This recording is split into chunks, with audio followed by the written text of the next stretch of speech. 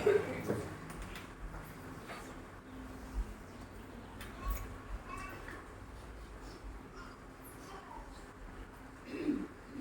Tuhan sekalian, Salam.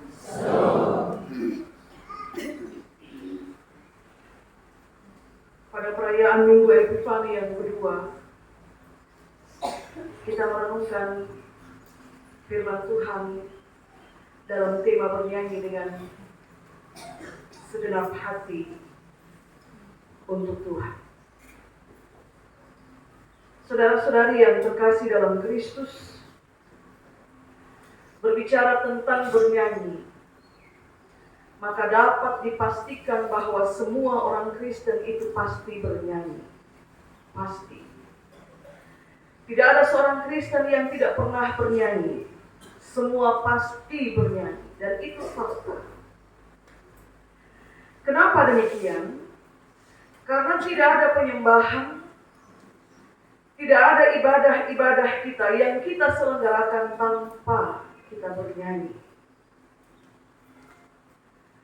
Kita bernyanyi di mana saja. Di gereja, dalam persekutuan seperti ini, kita bernyanyi. Di rumah-rumah, dalam ibadah-ibadah rumah tangga, ataupun ibadah-ibadah mandiri keluarga, kita bernyanyi. Di tempat pesta, di tempat-tempat di mana ucapan syukur dipersembahkan bagi Tuhan, dengan penuh sukacita di sana kita bernyanyi. Di rumah-rumah duka, meskipun di sana ada ratap tangis, tapi di sana juga kita bernyanyi.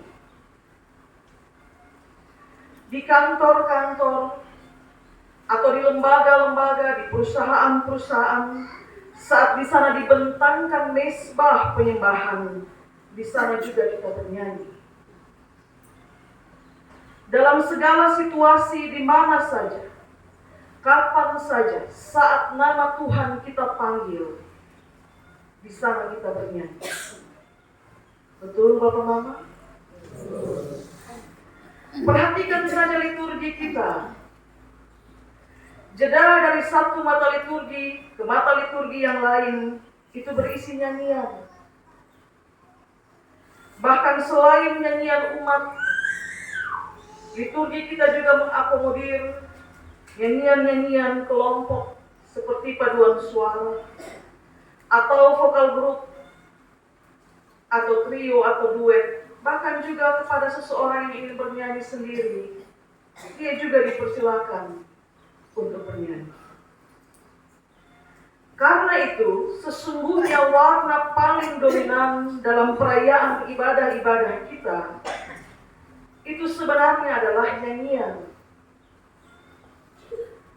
Berdoa dalam rangkaian liturgi kita, dia punya porsi hanya beberapa.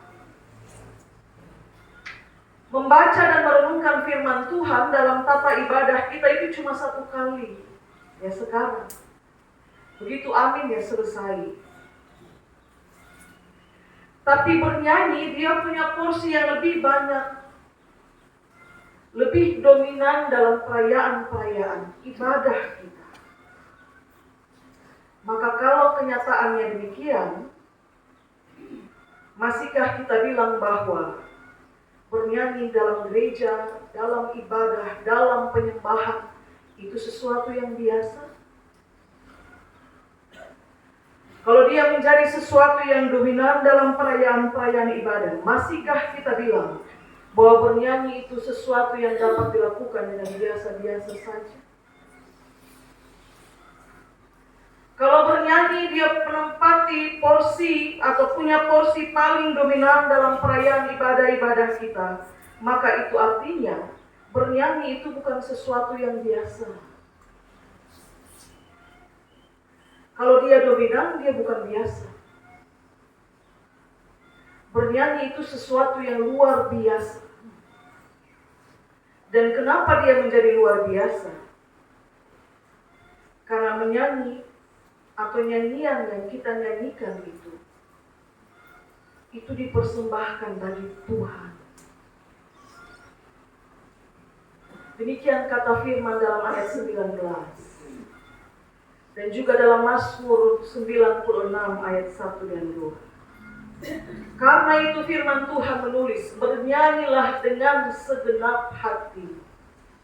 Ya, saya catat syair dari mama-mama paduan suara perempuan gemit. Saat Anda menyanyi dengan segenap hati, sesungguhnya saat itu Anda sedang melayani pekerjaan Tuhan. Apa itu segenap hati, saudara? Anda baca bagian bacaan kita pagi ini, apa yang tertulis dalam Efesus 5 ayat 18 dan 19. Mohon satu orang teman majelis membaca untuk kita. Efesus 5 ayat 18 dan 19, silahkan.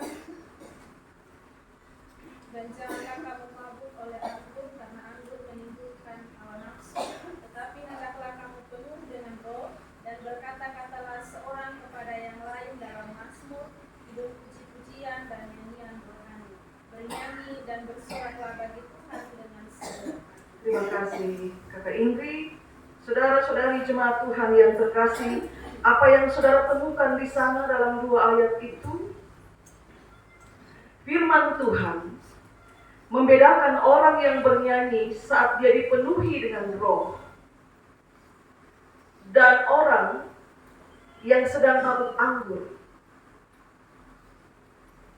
Papa Mama pernah lihat orang bernyanyi dalam keadaan mabuk? Di gereja?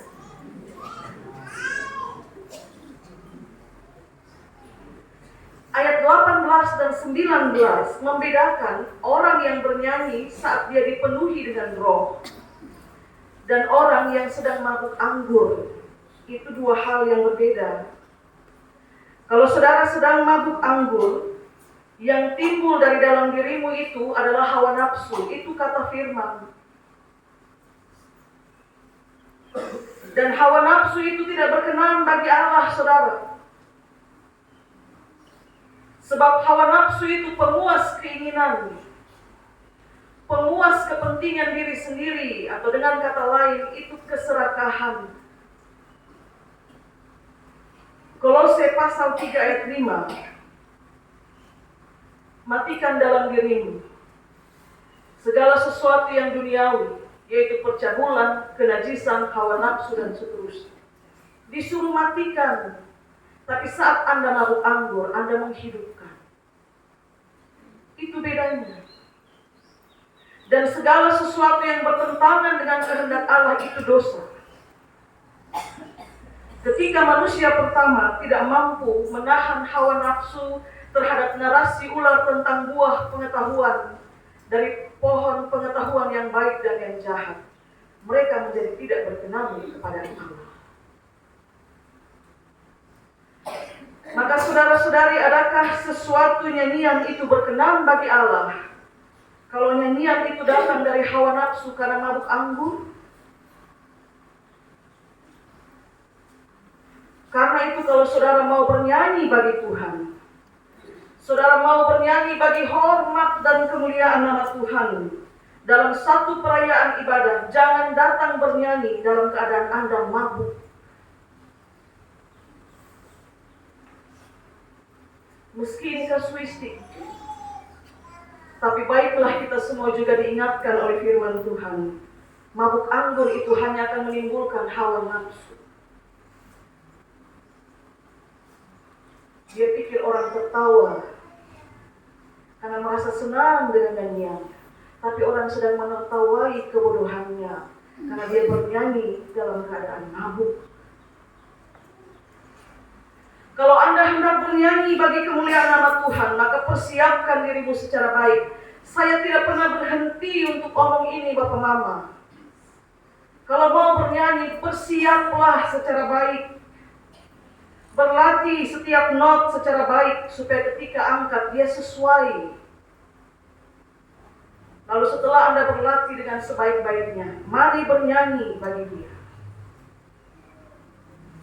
Tapi kalau Anda hendak bernyanyi bagi dia, tapi Anda dipenuhi dengan mabuk anggur, Anda berdosa terhadap Allah yang menghendaki nyanyian itu dinaikkan dengan segenap hati.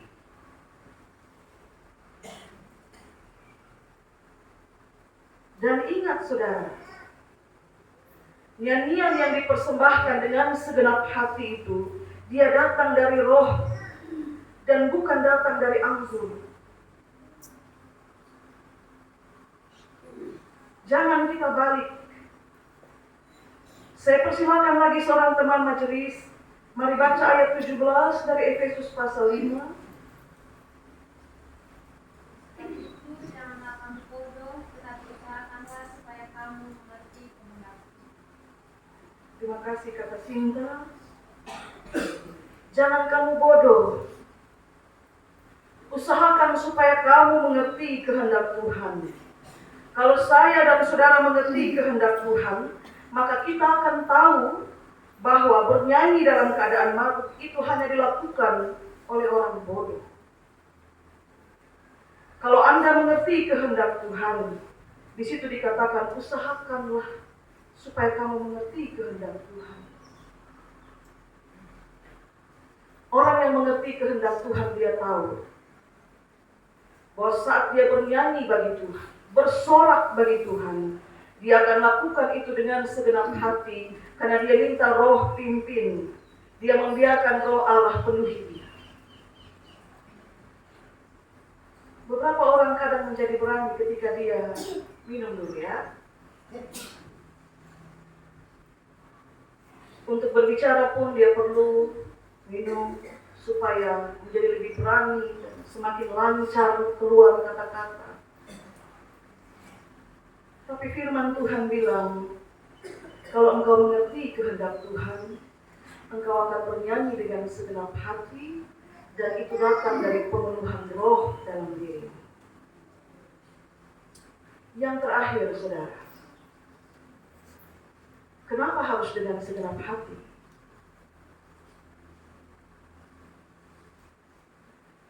Saya persilakan seorang jemaat. Mari membuka kembali Mazmur 96. Salah seorang jemaat. Silakan Bapak atau Ibu atau saudara atau saudari baca ayat 1 dan 2 lagi.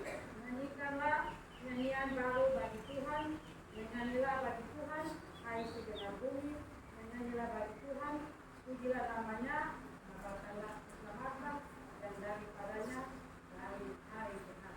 Terima kasih Mama Nana. Dari Mazmur 96 ayat 1 dan 2. Saudara, kenapa saya dan saudara harus bernyanyi dengan segenap hati? Apa yang tertulis di Mazmur itu? Kenapa harus bernyanyi bagi Tuhan? Karena dengan bernyanyi dengan segenap hati, saya dan saudara, kita sedang menyampaikan kabar keselamatan yang dari Allah bagi dunia. Itu kata firman. Dan itu berlangsung dari hari ke hari, artinya tidak putus-putus, tidak berhenti, terus-menerus kita bernyanyi, menyampaikan kabar keselamatan Tuhan bagi dunia. Di rumah-rumah sukacita Anda bernyanyi, Anda sedang menyampaikan kabar keselamatan Allah bagi mereka yang sedang berbahagia.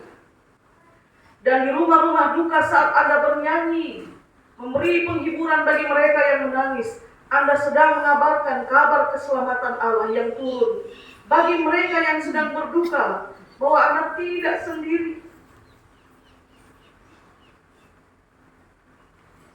Seringkali suara nyanyian jauh lebih menggelegar ketimbang suara ratapan.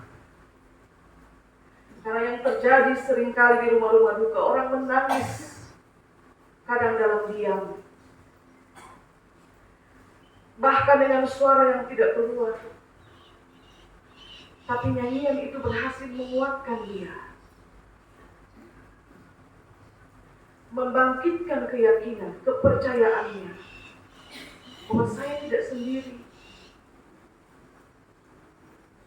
Karena itu Anda harus bernyanyi dengan segenap hati. Karena ada jiwa-jiwa yang harus diselamatkan dengan nyanyian itu, yang harus dikuatkan dengan isi nyanyian itu. Walaupun sesungguhnya nyanyian itu dipersembahkan bagi Tuhan, tapi setiap telinga yang mendengar, dia akan merasa dikuatkan, dihibur, ditopang. Yakobus bilang, kalau ada yang menderita, baik dia berdoa. Tapi kalau ada yang bergembira, baik dia bernyanyi. Maka bernyanyilah terus menerus, saudara. Sampaikan kabar keselamatan Allah bagi dunia lewat nyanyian. Kalau berat beban hidupmu, bernyanyi. Anda sedang bersaksi dari dalam kepahitan. Saat orang mendengar dia sedang bersedih tapi dia bernyanyi, orang akan memuji Tuhan karena bilang, betapa besar karya Tuhan yang menopang hamba-Nya yang sedang bersusah hati. Dalam kesusahannya, dia bernyanyi. Saudara-saudari, bernyanyilah dengan segenap hatimu. Sebab dengan demikian, Anda sedang melayani pekerjaan Tuhan.